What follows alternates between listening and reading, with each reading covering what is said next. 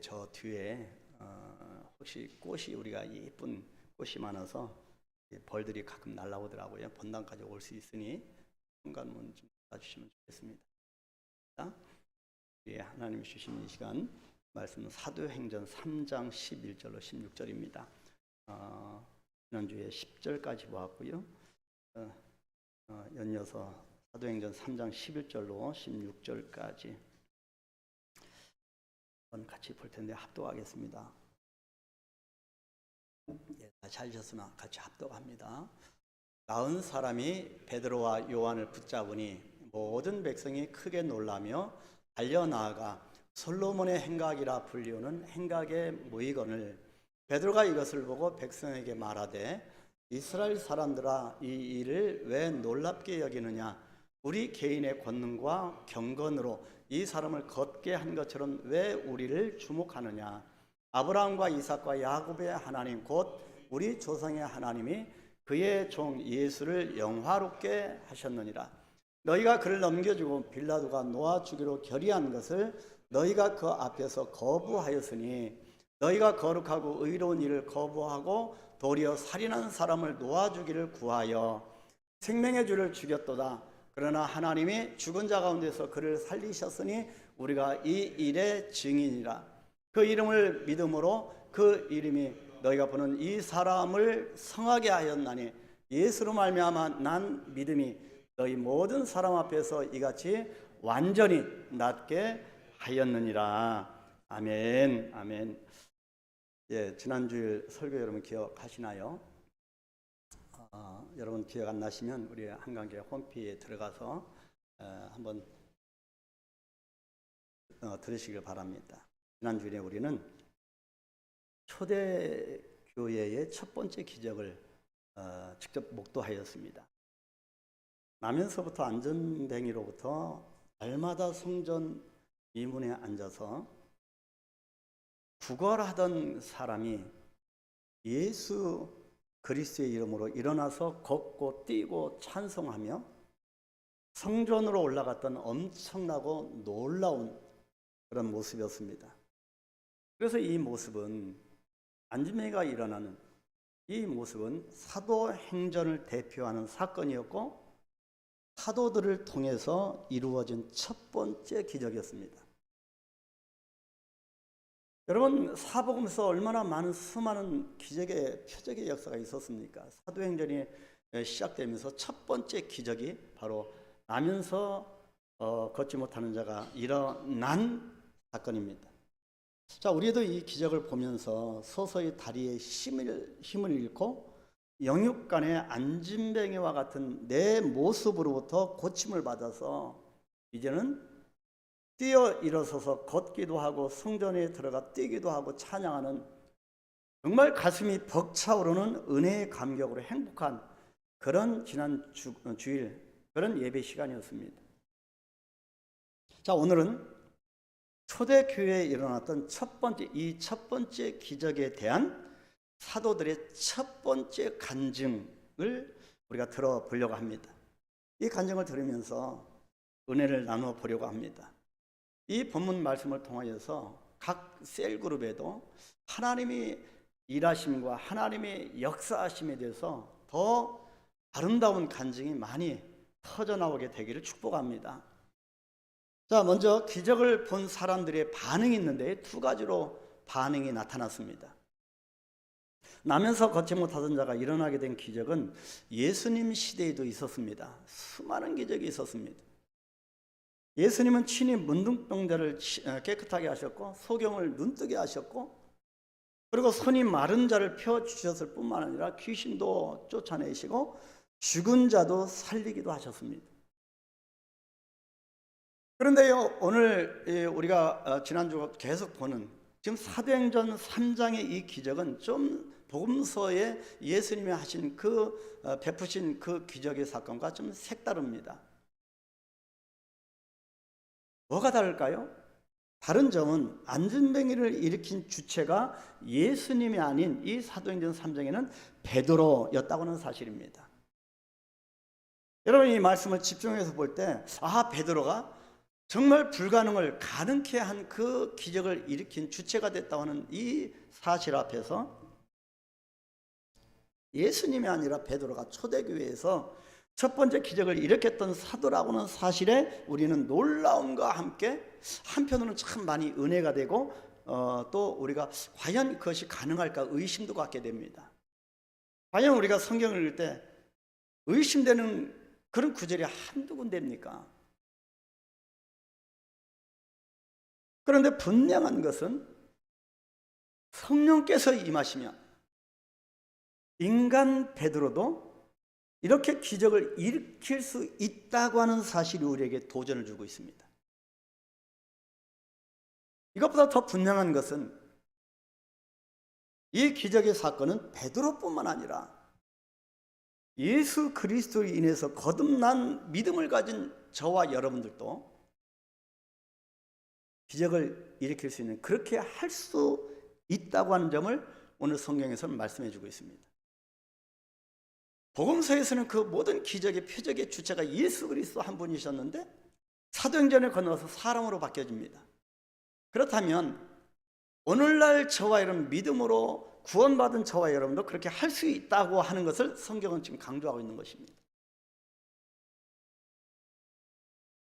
바로 그 말씀이 요한복음 14장 12절 말씀을 지금 베드로가 적용하는 겁니다.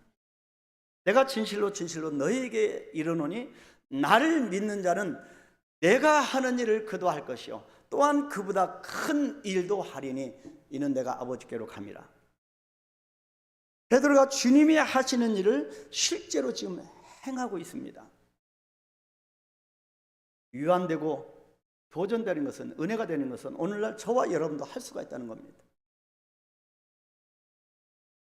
이 성경이 항상 성경으로 우리 눈으로 읽혀주고 그냥 지나가는 거라면 하나님의 말씀이 될 수가 없습니다. 이 말씀은 오늘날 우리에게도 현실적으로 우리에게 적용되어지는, 그렇게 나타나지는 살아있는 운동력 있는 하나님의 말씀입니다. 나면서부터 안진병이었던 사람이 예수 그리스도의 이름으로 일어나 뛰어서서 걸어갈 때 사람들은 큰 충격을 받게 되었습니다. 10절, 11절, 12절 연속하여서 충격이라는 단어를, 놀랬다라고 하는 단어를 사용합니다. 자, 10절 보니까 그가 본래 성전 미문에 앉아 구걸하던 사람인 줄 알고 그에게 일어난 일로 인하여 심히 놀랍게 여기면 놀라니라. 다음 절 11절에도 모든 백성이 크게 놀라며, 12절에서도 이스라엘 사람들아 이 일을 왜 놀랍게 여기느냐, 놀라고 있는, 충격을 받고 있는 사람들을 향하여 여러분 왜 놀라고 있습니까? 그런 놀랍다라고 하는 단어를 이렇게 사용하고 있습니다. 여러분, 이상히 여기고 크게 놀랐다고 하는 이 말을 반복적으로 지금 계속 기록하고 있는데 의미가 있는 단어입니다. 자, 이 단어를 헬라 원문에는 타우마조라고 하는 단어를 씁니다. 타우마조. 그래서 계속적으로 10절, 11절, 12절에 계속 놀랍다, 놀래다, 이 단어는 타우마조인데 이 뜻은요, 도저히 일어날 수 없는, 있을 수 없는 불가사의한 일로 여겨져서 영혼에 충격을 받다는 뜻입니다. 보통 충격이 아닙니다. 그래서 본문 11절에 의하면 영혼의 충격을 받은 사람들이 달려나가서 한 사람씩 한 사람씩 솔로몬의 행각에 모여들게 된 겁니다. 지금 솔로몬 행각에 모여든 사람들은 전부 다 이 사건 앞에 놀란 사람들이 달려나온 겁니다. 여기서 우리가 깨닫는 사실 하나는, 복음이 어느 날 갑자기 나에게 다가왔을 때 그것은 도저히 믿을 수 없는 일이라고 하는 것입니다. 내가 자격이 갖춰지도 않았는데 어느 날 복음이 나에게 달려왔을 때 정말 믿을 수 없는 내 영혼에 충격을 받는 그런 사건이었던 거지요. 여러분이 맨 처음에 예수님이 여러분을 불러주셨을 때 예수님과 만나서 얼마나 큰 충격 가운데 있었습니까? 그리고 내 자신, 여러분 자신을 볼 때 여러분이 지금 이 자리, 내가 지금 이 자리에 앉아 있다고 하는 것이 도저히 믿기지 않는 분들이 계실 겁니다. 내가 어떻게 이 자리에, 예배의 자리에, 교회에 나와 있지? 어느 날 갑자기 정신이 들어보니까 내가 도저히 여기에 나와서 예배 드릴 수 없는 사람인데 도저히 믿기지 않는 그런 분들도 계실 겁니다. 그런 분들 정말 축하드립니다. 왜요? 그런 분이야말로 진정한 예배자이기 때문입니다. 지금 사도행전 29장을 쓰고 계시는 중입니다. 영혼의 충격을 받기를 원합니다. 주님 안에 있는 여러분 자신을 기이 여기고 그리고 놀랍게 여기셔야 합니다. 여러분, 내가 구원받고 이 예배드리는 이 예배자가 된 것은 그 누군가 대신 나의 모든 것을 대속하셨기 때문에 그 대속주가 누구입니까? 예수 그리스도입니다. 그래서 이 사실이 귀하고 놀라운 것입니다. 이것이 놀랍지 않다고 하면 그것이 더 놀라운 겁니다. 자, 오늘 본문에서 이 기적을 본 사람들의 반응이 두 가지로 나타나는데요. 자, 첫 번째 반응은 이 나타난 기적의 주권이 누구에게 있다고 합니까? 하나님께 있음을 보여준다는 것입니다. 하나님께, 이 기적의 주권이 하나님께 있음을 보았다는 겁니다. 나면서부터 안진병했던 거지의 반응은 무엇이었을까요? 한편으로는 얼마나 고맙고 감사했겠습니까? 또 한편으로는 얼마나 놀랍겠습니까? 와, 평생 내가 일어나지 못했는데 일어나게 됐으니 얼마나 충격을 받고 놀랐겠습니까? 자신에게 일어난 이 기적을 어떤 말로도 설명하기가 어려웠을 것입니다. 여러분, 예수님이 여러분을 만나주시고 구원의 반열을 세워주신 것, 여러분 자다가도 여러분 한번 생각해보면 이렇게 설명이 됩니까? 이 놀라운 특권, 이 놀라운 은혜를 내가 받게 됐다면 얼마나 내 인생 가운데 예수를 만났다고 하는 것이 설명이 가능하십니까? 우리는 이 기적을 통해서 주권자 하나님을 볼 수 있어야 합니다. 하나님의 기적은 두 부류의 사람에게 나타납니다. 하나는요, 정말 믿고 구하는 자에게 나타날 수 있고요, 간절히 기도하고 정말 매달리고 그래야 할 때 하나님이 구원의 역사 가운데 기적을 베풀어 줄 때 있고, 또 하나는 전혀 기대하지 않던 사람에게도 강권적으로 하나님이 부어 주신다는 것입니다.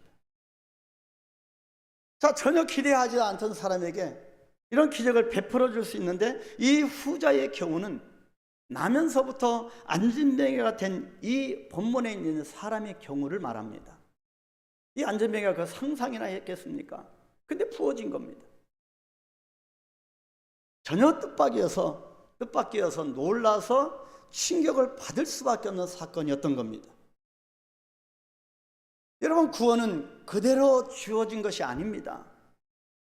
구원은 믿음으로 말미암아 얻는다고 하니까 너무 값싼 것으로 우리가 치부해서 그렇지, 놀라지 않아서 그렇지, 충격을 받지 않아서 그렇지요. 하나님은 충격 가운데 외아들 예수 그리스도 십자가에 못 박아 죽이는 그런 충격 가운데 우리를 살려내신 겁니다. 바로 이 부분이 기적의 주권은 오직 하나님께 속해 있음을 보여주고 있는 말씀입니다. 성경에서 말하는 구원은요, 철저히 이타적입니다. 바깥으로부터 오는 것을 구원입니다. 구원은 내가 힘을 써서 이룰 수 없는 것이기 때문입니다. 그래서 성경에서 말하는 구원은 철저히 이타적입니다. 내 안에는 나를 구원할 만한 것이 아무것도 없다고 하는 것을 인정해야 합니다. 우리의 인생에는 원래 그렇습니다. 아무리 돌아보아도 하나님의 은혜입니다. 우리가 길 한 자나 더 키울 수도 없고 머리털 숫자도 셀 수 없는 미약한 존재야. 그 어느 것도 내 뜻대로 되지 않는 인생 앞에서 결국에 우리가 고백하는 것은 하나님을 알고 또 알면 알수록 아무리 돌아보아도 하나님의 은혜가 아닌 것이 없다. 모든 것이 하나님의 은혜라고 고백할 수밖에 없는 것이 우리의 인생입니다. 지나온 모든 세월들을 돌아보아도 그 어느 것 하나라도 주의 손길 안 미친 것이 전혀 없다고 하나님의 주권을 인정하고 고백할 수밖에 없는 것이 우리들의 인생이고요. 이것을 아는 것이 진짜 복입니다. 그래서 기적의 주권은 오직 하나님께 속한 것임을 알아야 합니다. 두 번째 반응은 복음과의 충돌로 강력한 충격을 받게 된다는 것입니다. 자, 이번에는 안진뱅이가 아니고 안진뱅이가 일어나 성전을 뛰어다니는 모습을 목격한 사람들, 생각에 몰려드는 사람들의 반응입니다. 사람들은 아무리 눈으로 보아도 믿을 수도 없고, 그렇다고 눈으로 봤으니 안 믿을 수도 없는 일을 목격한 겁니다. 눈앞에서 일어난 이 기적을 보면서 사람들은 강력하고도 엄청난 그런 충격을 받게 된 겁니다. 믿음의 성장도 역시 마찬가지라고 생각합니다. 믿음의 성장이 그저 주어지는 법이 없습니다. 논리와 경험 안에 갇혀 있었던 기존의 어떤 가치 속에 갇혀 있던 내 자아가, 그래서 항상 내 중심으로 내 시선으로 모든 것을 바라보는 내 자아가 하나님의 기적을 통해서 안진뱅이가 일어나는 그 놀라운, 인간이 할 수 없는 그 놀라운 불가능한 것이 불가능으로 바뀌어지는 이 기적을 통해서 하나님의 일하심과 나와 부딪히는 겁니다. 분명히 나는 이렇게 해야 한다고 생각했는데 하나님이 일하심을 보니까 이 일하심과 자꾸 부딪히는 겁니다. 이것을 일컬어서 복음과의 충돌이라고 합니다. 복음과의 충돌이 일어나야 합니다.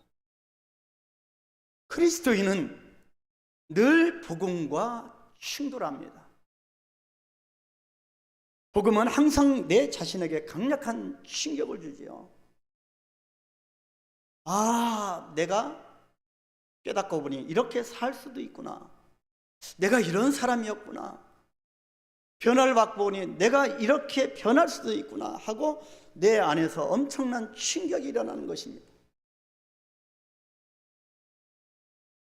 그리스도인은 최소한 자기 가족이나 가까운 사람들에게 충격을 줄 수 있어야 합니다. 요즘 저 집사님이 좀 이상해졌어 라고 하는 말을 한 번쯤은 들어봐야 하지 않겠습니까? 예수를 믿고 완전히 저 집사님이 이상해졌어 라고 하는 이 충격을 받은 사람의 변화된 모습을 한 번쯤은 그런 얘기를 한번 들어봐야 하지 않겠습니까?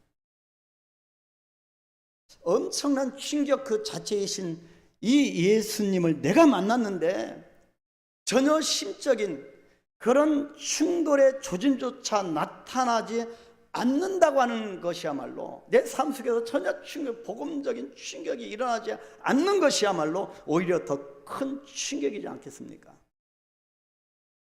그래서 성경은 뜨겁든지 차갑든지 하라고 했습니다. 복음으로 인한 충격을 가볍게 여기지 마십시오. 주님이 말씀으로 다가오는 그 말씀을 가볍게 넘기지 마십시오. 사람들을 깜짝 놀라게 하고 그 사람들에게 충격을 줘야 합니다.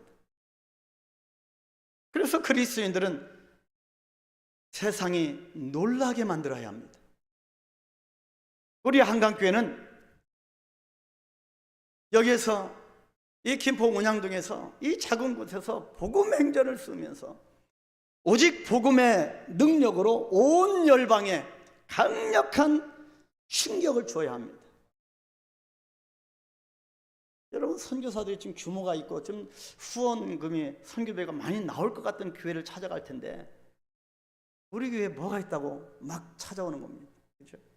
충격을 줘야 합니다.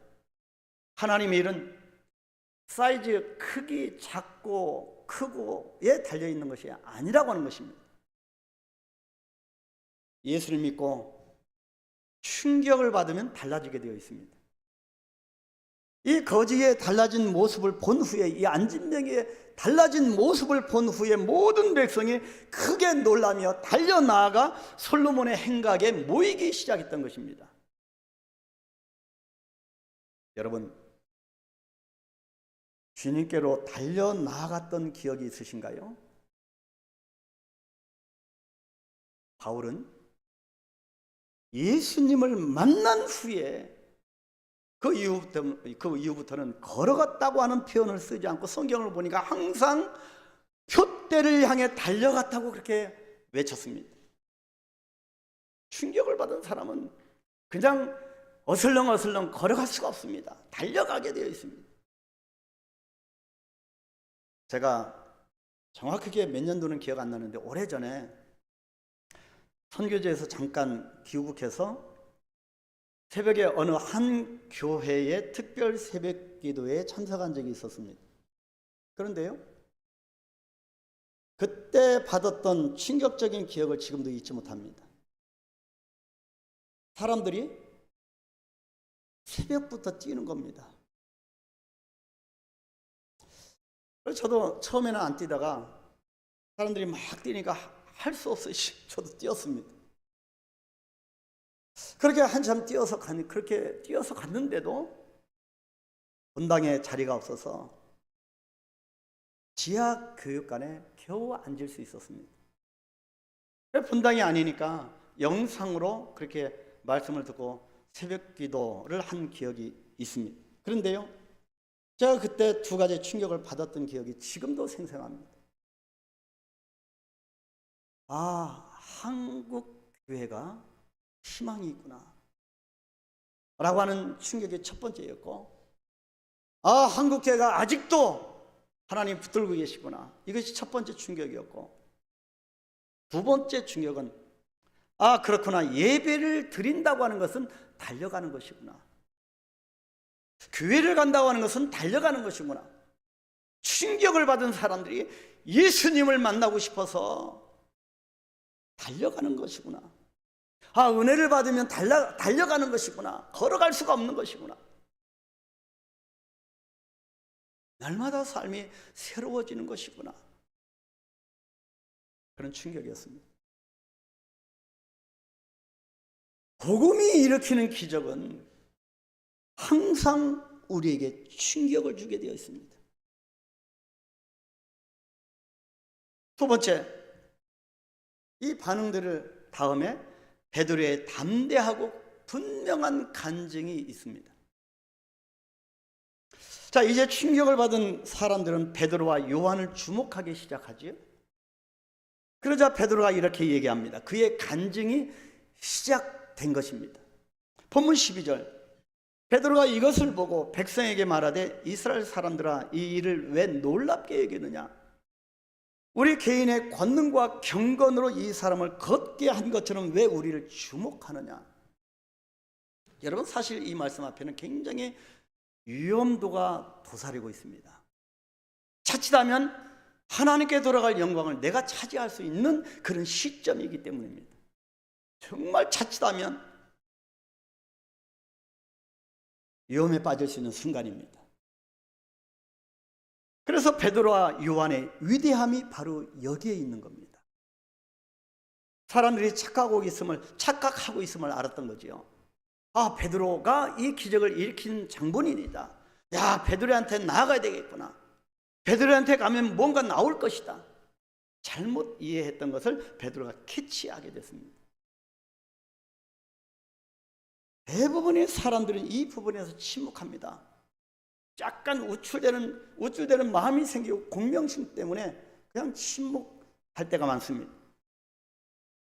자, 대부분이 이런 경우에 그래, 뭐 나를 그렇게 볼 수 있지라고 하면서 곤란해질까 봐 긍정도 하지 않고 부정도 하지 않는 것이 보통 사람이 보이는 애매한 태도입니다. 우리가 이 애매한 태도를 얼마나 많이 보입니까? 그런데 베드로는 이런 영적 위기 앞에서도 자신의 입장을 분명히 밝힙니다. 이것이 간증입니다. 이것이 초대교회에 일어났던 첫 번째 기적에 대한 첫 번째 간증이었던 것입니다. 이런 면에서 저는 베드로가 참 부럽습니다. 베드로는 어떤 사람입니까? 때로는 성격이 엄청나게 급하기도 했고, 그래서 오버페이스, 늘 과장도 많고 예수님보다 앞서갈 때도 참 많은 사람이었습니다. 예수님이 바다 위를 걸어오시는 지가 누구라고 그냥 옷을 벗어던지고 뛰어드는 겁니다. 그런 사람이 베드로입니다. 그런데 왜 예수님은 이 베드로를 쓰셨을까요? 우리가 가끔 어떤 사람을 볼 때 도저히 이해가 안 되는 사람이 있어요. 어떻게 저 사람이 저 일을 하도록 하나님이 놔주시고 하나님이 저 사람을 이렇게 쓰실까? 이해가 안 되는 사람이 종종 있습니다. 자, 12 제자 중에 여름에 하도 충격을 안 받으니까 막 소리 들리네요. 충격받으라고. 자, 12 제자 중에 베드로보다 훨씬 똑똑한 사람들이 많았는데도 초대교회는 온통 베드로 얘기밖에 없습니다. 물론 다른 제자들도 나중에야 깨닫고 열심히 선교한 이야기를 기록하기도 합니다만, 사도행전이 베드로에 대한 이야기로 거의 도배하다시피 한 이유는 바로 베드로가 하나님의 일을 하나님의 눈으로 볼 줄 아는 사람이었기 때문입니다. 굉장히 중요합니다. 베드로가 하나님의 일을 하나님의 눈으로 볼 줄 아는 사람이었다는 겁니다.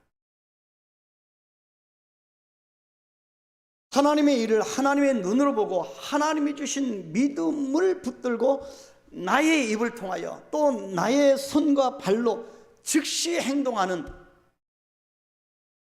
베드로의 이런 점을 주님께서 정말 기뻐 받으셨던 겁니다. 행함이 있는 믿음이 있었기 때문에 베드로를 기뻐하신 겁니다. 그래서 하나님의 일을 가벼이 여기지 말라는 것입니다. 하나님의 사이즈를, 우리가 어떻게 하나님의 사이즈를 측량할 수 있습니까? 근데 우리가 하나님의 사이즈를 나의 좁디 좁은 이 사이즈로 줄이지 말라는 것입니다. 자꾸 하나님을 우리 사이즈로 가둬놓는 우를 범하지 않습니까?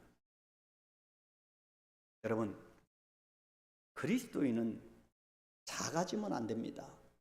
어떤 경우에도 작아지면 안 됩니다. 이 땅에 있는 것들 앞에 우리가 우리의 정복 대상이고 다스릴 대상이지, 그것들 앞에 내가 섰을 때 지레 겁을 맞고 쫄아서 내가 작아져서는 안 된다는 것입니다. 복음이 있는 사람들은 더욱 그렇습니다. 믿음은 뭡니까? 믿음이 왜 우리가 예배하고 믿음을 키웁니까? 믿음은 부단히 자기 자신을 넓혀가는 작업이기 때문입니다. 믿음은 하나님 앞에서 하나님의 사이즈를 닮아가는 그런 내 자신을 사이즈를 넓혀가는 작업이 바로 믿음입니다. 오늘도 예배를 통하여 여러분의 믿음의 사이즈가 넓어져 가기를 축복합니다. 우리는 부단히 자기 그릇의 크기를 넓혀가야 합니다. 그것이 기도일 수 있고, 그것이 말씀을 붙드는 것일 수 있고, 그것이 전도일 수 있고. 자, 성령께서 임하셨다면 우리는 도저히 조용히 있을 수가 없지요. 그리고 반응하지 않을 수도 없습니다. 정말 성령께서 임재하셨다면 우리는 가만히 있을 수가 없습니다. 그리고 우리가 평범하게 살아갈 수도 없습니다. 성령님의 임재를 내 조용함으로 덮어버린다면, 나는 조용히 살고 싶어. 그냥 평범한 게 좋아. 그런 것으로 성령의 임재를 덮어버린다면 결코 강력한 역사가 나타날 수는 없습니다. 성령께서 하시는 일을 내 평범함으로 가둬놓지 마시기를 바랍니다. 그래서 우리는 야성력 있는 신앙을 가져야 합니다. 성령님의 강력함이 내 안에서 터져나오도록, 나를 사용하시도록, 이제 나의 인생에 몇 년 남았는지 모르겠지만, 그죠? 성령님의 강력함이 나이 많은 나를 통해서도 터져나오도록, 그리고 역사하시도록 모든 주권을 내어 드려야 합니다.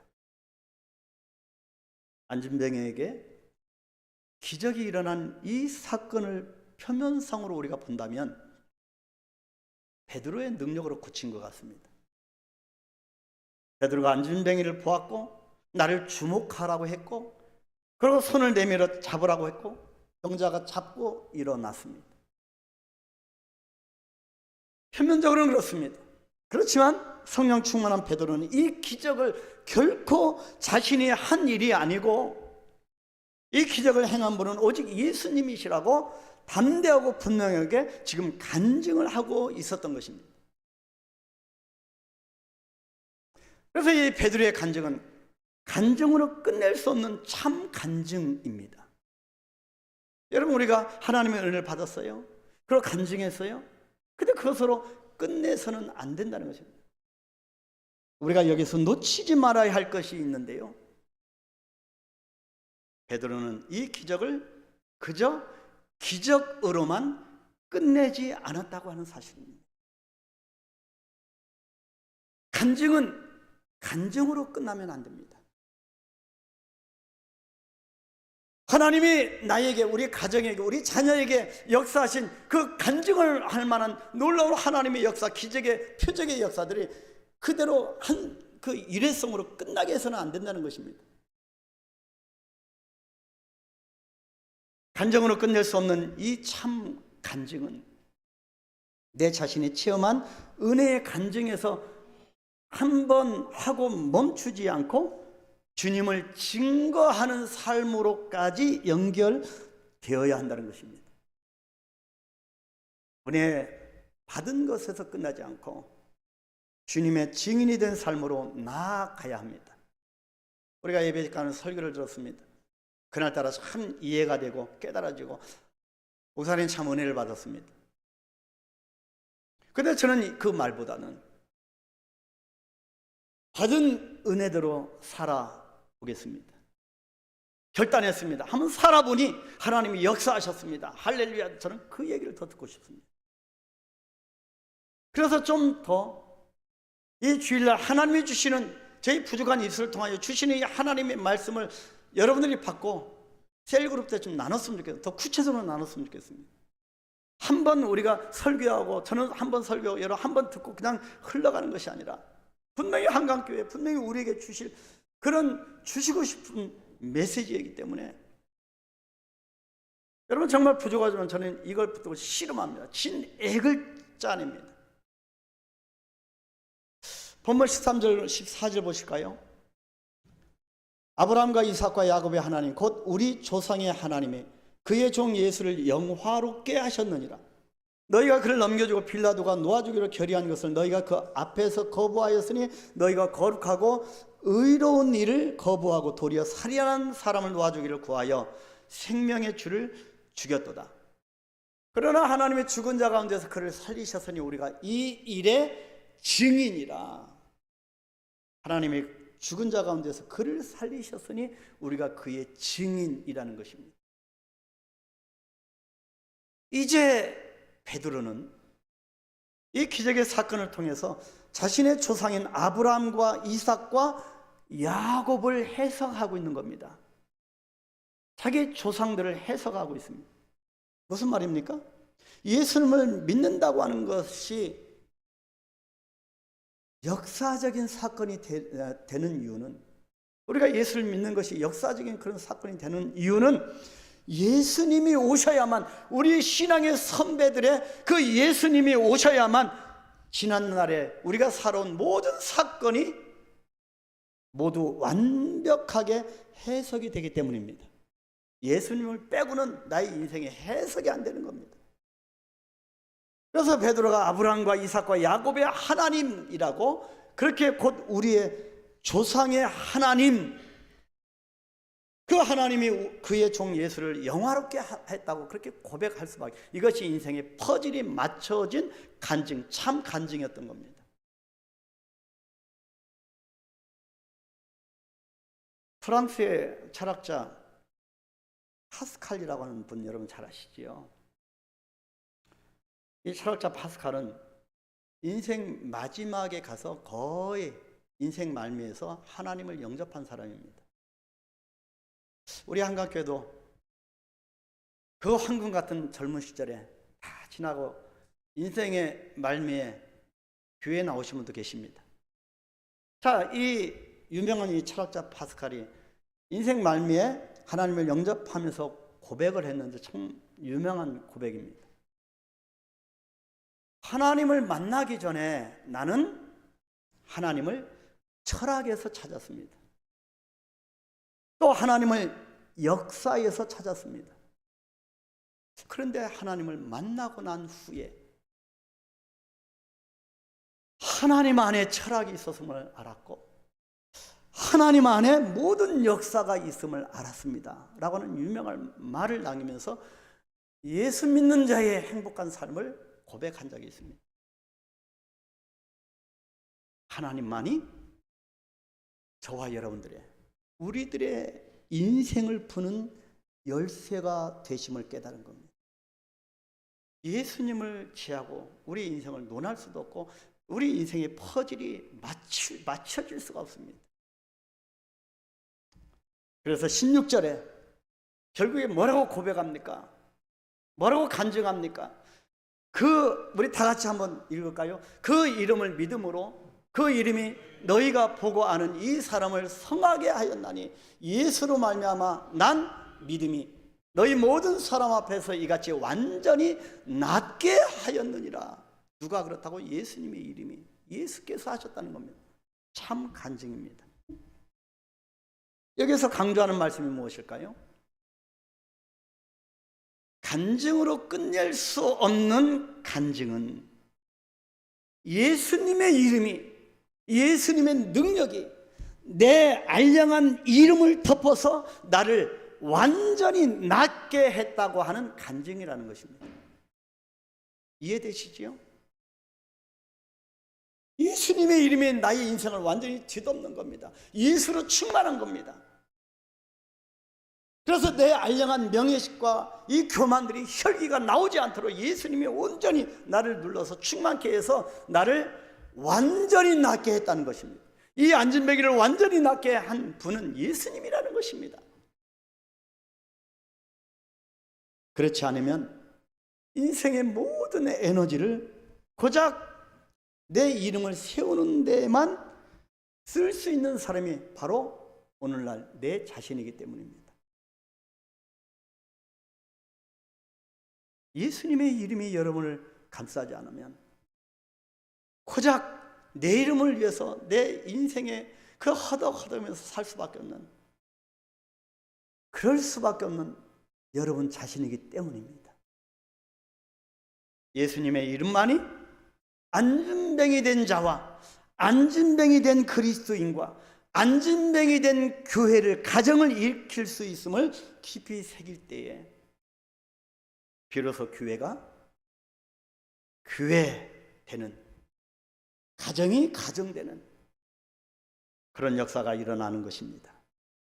우리는 부단히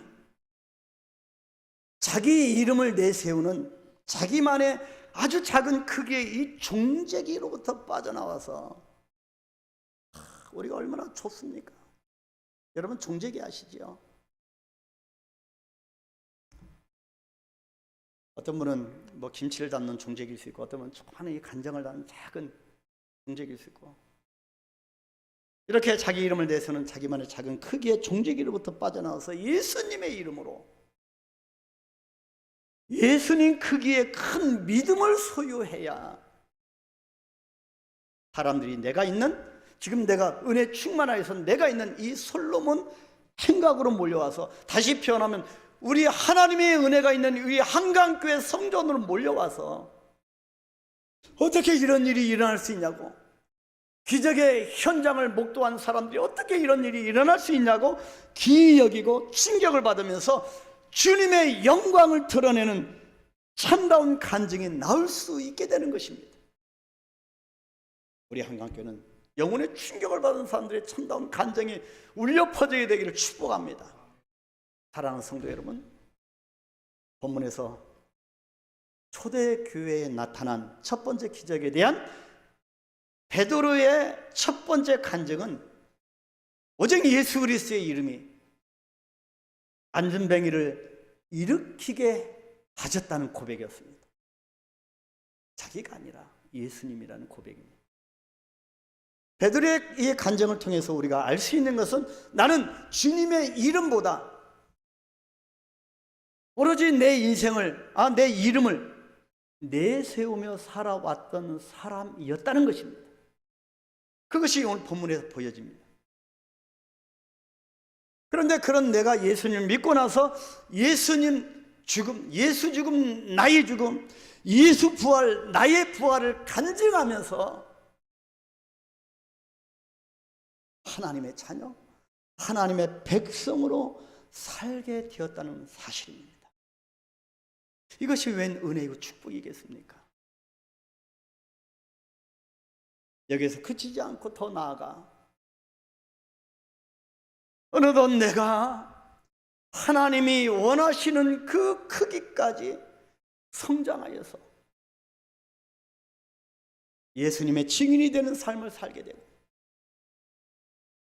사도행전적인 삶을 살게 되어서 주님이 베푸신 이 기적의 현장에서 내가 이 일의 증인이로다, 하나님이 일하심의 증인이로다 라고 담대하고 분명한 간증할 수 있는 그런 그리스도인이 되었다는 사실을 여러분 확실하게 믿음으로 고백하시기를 축복합니다.